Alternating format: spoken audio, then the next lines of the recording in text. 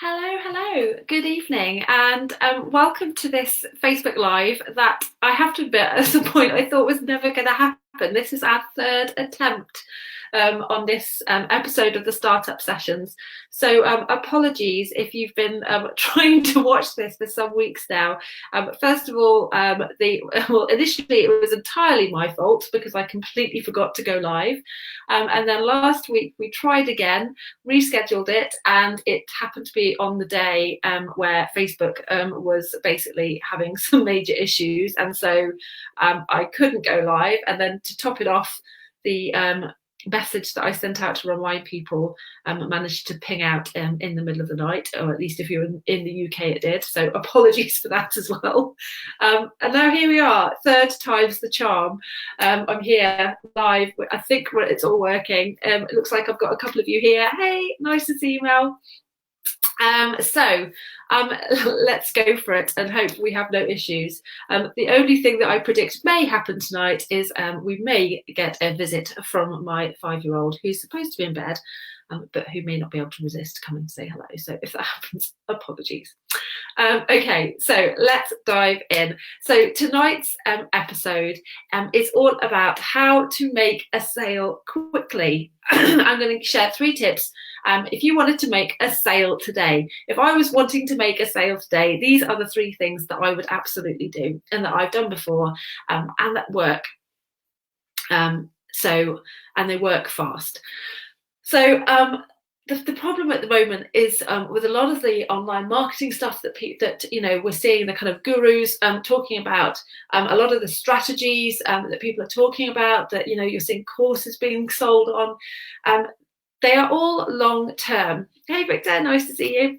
They're all long-term strategies. And so we start our businesses, we start implementing these strategies, and then we wonder why nothing's happening. We wonder why we're not making sales. We feel like complete failures because for some reason it's not working. But the problem is it probably is working, but these things take a lot of time. They are long-term strategies. And what no one's really talking about are the short-term strategies. So before I dive in, I want to share a quick story about when I first started my business. I actually started my business before I left my corporate career because I didn't want to leave until I had something established, something going, some form of income. And I actually got my first 2 clients. So the first form of my business was a kind of copywriting and social media consultancy and management, and weirdly I've come full circle and I'm now back to doing that again.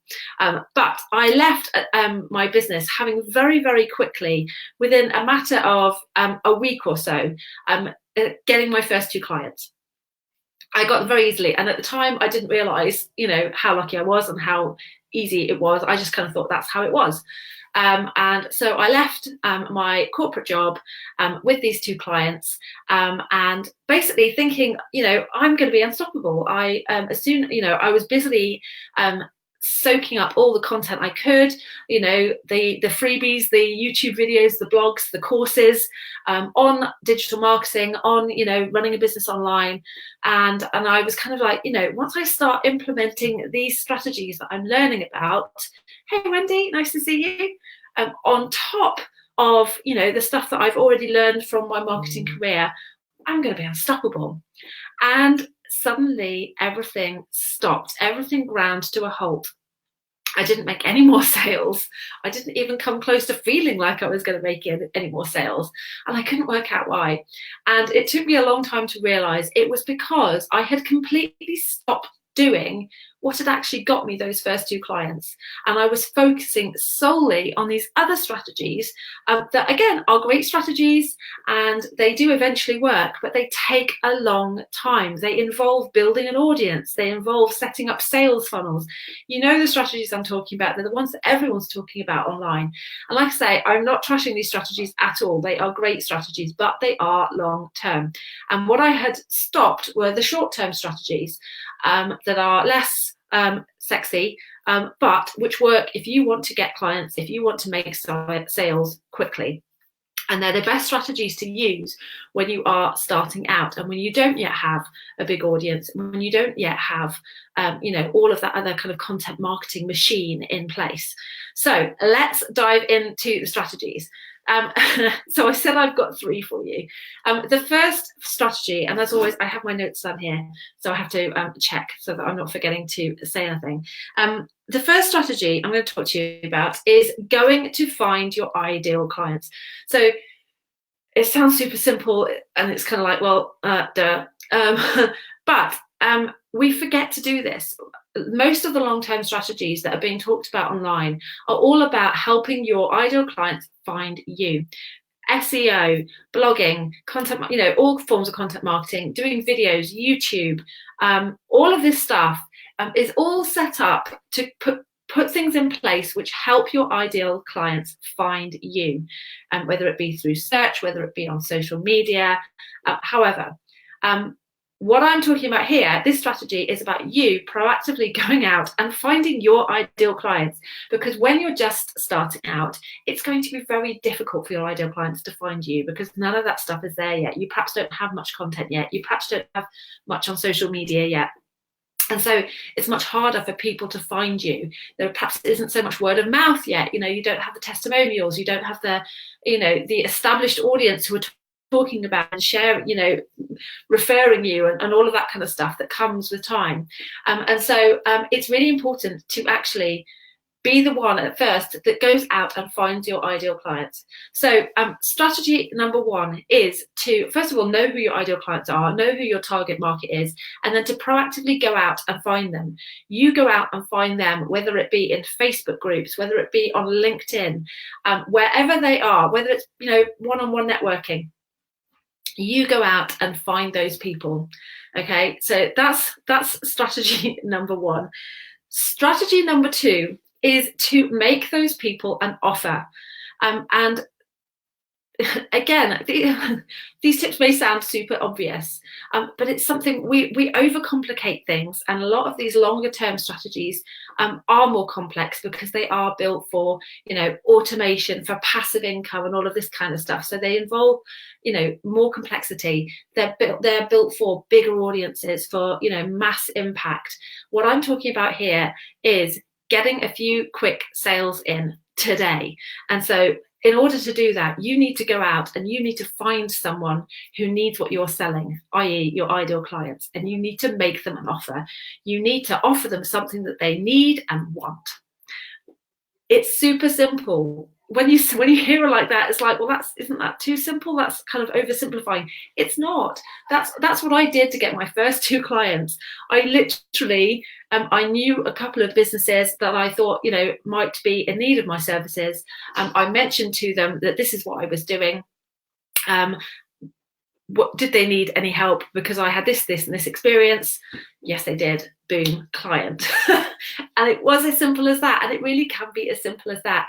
So tip number 1, you find your ideal clients, you understand what they need and want, and you offer it to them.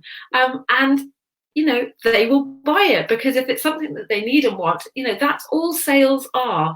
To be a good salesperson, you need to understand who your audience are and what they need and want.